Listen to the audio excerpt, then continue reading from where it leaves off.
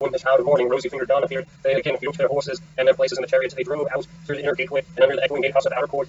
Then Stratus lashed his horses. On they flew forward, nothing loath. Ere long they came to Pylos, and then Telemachus said to Stratus, I hope you will promise to do what I am going to ask you. You know your fathers were old friends before us. Moreover, we are both of an age, and this journey has brought us together still more closely. Do not therefore take me past my ship that leave me there. For if I go to your father's house, he will try to keep me in the warmth of his good will towards me, and I must go home at once. The Stratus thought how he should do as he was asked, and in the end he deemed it best to turn his horses towards the ship and put Menelaus' beautiful presents and golden raiments in the stern of the vessel. Then he said, go on board at once and tell your men to do so also before I can reach home to tell my father. I know how obstinate he is, and I am sure he will not let you go. He will come down here to fish you, and he will not go back without you, that he will be very angry. With this he drove his goodly steeds back to the city of the Pylians, and soon reached his home. But Telemachus called the men together and gave his orders. Now my men, said he, get everything in order on board the ship, and let us set up home. Thus did he speak, and they went on board even as he had said. As Telemachus was thus busy, praying also and sacrificing to Athena, in the ship's stern, there came to him a man from his own country, a seer, who was flying from Argos, because he had killed a man. He was descended from Menelaus, who used to live in Pylos, the land of sheep. He was rich and owned a great house, but he was driven into exile by the great and powerful King Neleus. Neleus seized his goods and held him for a whole year, during which he was a close prisoner in the house of King Philoclus.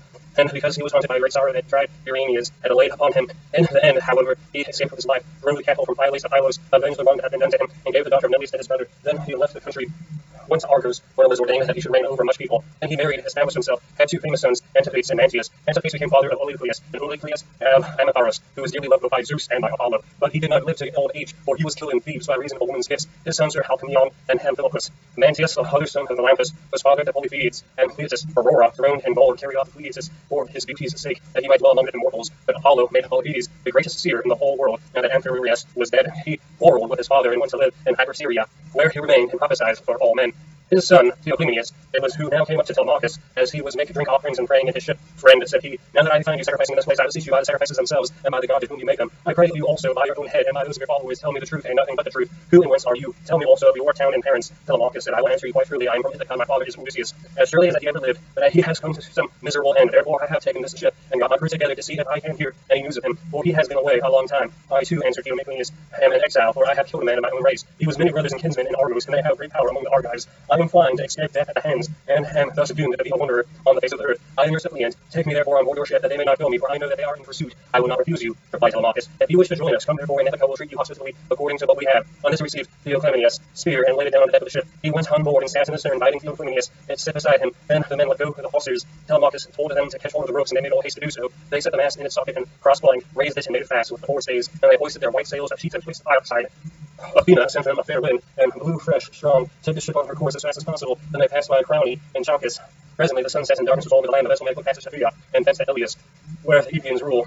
Telemachus then headed her for the flying island, wondering within himself whether he should escape death or should be taken prisoner. Meanwhile, Odysseus and his swineherd were eating the supper in the hut, and the men supped with them. As soon as they had enough to eat and drink, Odysseus began trying to prove the swineherd and see whether he would continue to treat him kindly, and ask him to stay on at the situation or pack him off to the city. So he said, "Do me us, and all of you tomorrow I want to go away and begin begging about the town, so as to be no more trouble to you or to your men. Give me your advice, therefore, and let me have a good guide to go with me and show me the way. I will go round the city begging as I need to see if anyone will give me a drink and piece of bread. I should like also to go to the house of Odysseus and bring news of her husband to Queen Penelope. I could then go about among the suitors and see if all of their abundance they will give me a dinner. I should soon make them an excellent servant in all sorts of ways. Listen and believe when I tell you that by blessing of Hermes, who gives grace and good names to the works of all men, there is no one living who would make more handy servants than I should. To put fresh wood on the fire, chop fuel, carve, cook, pour out wine, and do all those services that poor men have to do for their betters." The swineherd was very much disturbed when he heard this. "Heaven help me," he exclaimed. "Whatever can have put such a notion as that into your head? If you go near the suitors, you will be undone to a certainty, for their pride and insolence will reach the very heavens. They would never think of taking a man like you for servants. Their servants are all young men and well-dressed, wearing good clothes and shirts with well-looking faces, and their hair always tidy. The tables are kept quite clean and are loaded with bread and meat and wine. Say where you are, then, that you are not in anybody's way. I do not mind your being here, no more do any of the others. When Telemachus comes home, he will give you a shirt and cloak and will send you wherever you want to go."